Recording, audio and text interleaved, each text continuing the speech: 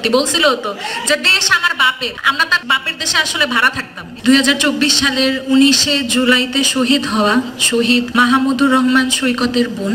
আপনারা সবাই জানেন গত 2024 সালের 19শে জুলাইতে সে পুলিশের গুলিতে শহীদ হন। পুলিশ খুব কাছ থেকে তাকে আসলে গুলি করে হত্যা করে এবং অনেকে আসলে দেখি এই জিনিসগুলোকে এখন বিভিন্ন দিকে টার্ন করানোর ট্রাই করে যে পুলিশ নাকি মারে না, এই জাতীয় অনেক পোস্ট আসলে দেখি। সেখানে দেখে এই বিষয়গুলো আসলে তখন অনেক হাসি আসে আমার কাছে। অনেকে আছে এগুলো অস্বীকার করতে চায়। আমি জানি না, মানে আপনারা এখানে যারা আছেন তারাও যদি কখনো অস্বীকার করেন, আমাদের অস্বীকার করার কোনো উপায় নাই। আমার ভাই যখন মারা যায় তখন তার কেবল 19 বছর বয়স ছিল এবং অতটুকু বয়সে দেশের জন্য যে টানে সে বের হয়েছিল, সেই একই টানে লাখো ছাত্র জনতা সবাই কিন্তু আন্দোলন করতে রাজপথে নেমে এসেছিল এবং ফলস্বরূপ গণহত্যাকারী, খুনি, স্বৈরাচারী, গুমকারী, অবৈধভাবে নির্বাচিত তৎকালীন সরকার প্রধান খুনি হাসিনা কিন্তু দেশ ছেড়ে পালিয়ে যেতে বাধ্য হয়েছিল।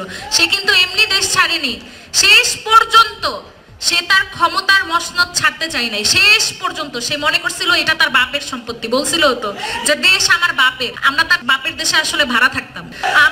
আমি কিন্তু আসলে আপনারা যে কথা, যে স্লোগানটা বলতেছেন না, এই স্লোগানটা আমি নিতে পারি না, কারণ আমার ভাই মারা যাওয়ার আগে এই সেম স্লোগানটা আমি দিছিলাম, কিন্তু অ্যাকচুয়ালি পরে যে আসলে এটা আমার নিজের ছোট ভাইয়ের রক্ত হবে এই জিনিস আমি কখনো চিন্তা করি নাই। আপনারা যে কথাটা বলতেছেন, আমি চাই, ইনফ্যাক্ট আমরা সকল শহীদ পরিবার চাই এই কথাটা আপনারা অক্ষরে অক্ষরে পালন করেন। যে কোনো ক্ষমতা, টাকা, কোনো কিছুর কাছে যাতে আপনাদের এই জিনিসটা যে আমার ভাইয়ের রক্ত বৃথা যেতে দিব না, শহীদদের রক্ত বৃথা যেতে দিব না, এই জিনিসটা যাতে আপনারা অক্ষরে অক্ষরে পালন করেন, এই জিনিসটা আমরা সকল শহীদ পরিবারেরা চাই।